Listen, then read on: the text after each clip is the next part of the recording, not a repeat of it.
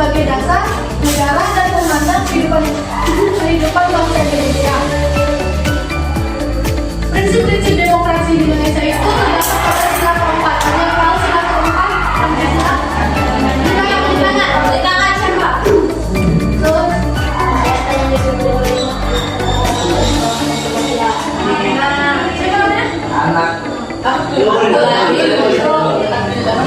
Terus nah, selanjutnya adalah partisipasi politik.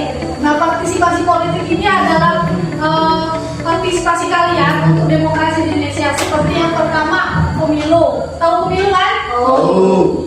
Yang kedua, pendidikan politik. Nah, pendidikan politik ini untuk meningkatkan partisipasi masyarakat dalam mencapai sistem demokrasi di Indonesia. Dan yang ketiga, partai politik. Partai politik bertanggung jawab untuk membangun komunikasi dan mengumpulkan aspirasi publik. Dan yang keempat, anti korupsi. Di Indonesia itu banyak korupsi nih, seperti korupsi. Ada korupsi di hulu.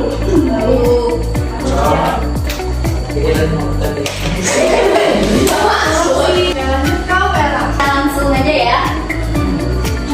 Tantangan praktik demokrasi. Yang pertama itu ada hambatan politik dan ideologis. Pelaksanaan demokrasi di Indonesia menghadapi hambatan politik dan ideologis terhadap pencapaian demokrasi substansif. Kemudian yang kedua ada kurangnya pendidikan politik. Pendidikan politik yang dilakukan oleh pemerintah belum optimal dilakukan, sehingga berpengaruh terhadap partisipasi masyarakat dalam kegiatan politik, khususnya partisipasi pemuda dalam berpolitik. Kemudian yang ketiga itu ada politik uang. Kalian tahu nggak politik uang itu apa? Politik uang itu kayak misalkan kalian memilih tapi dikasih uang. Nah, seperti itu. Itu jangan dilakukan ya. Itu tidak baik. Nah, demokrasi adalah proses yang terus berkembang sesuai dengan tantangan dan kendala tertentu.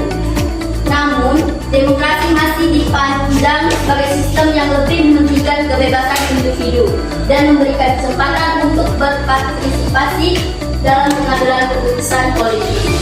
Demikian yang dapat kita sampaikan. Kembalikan ke Sherry.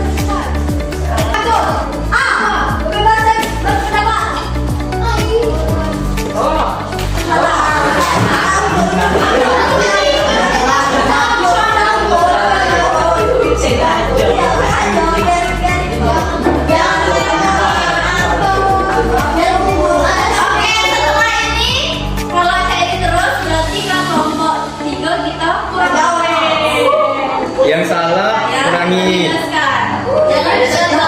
Jangan jebak ya guys. Lanjut ya. 1, 2, 3.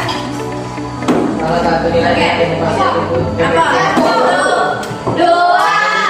P.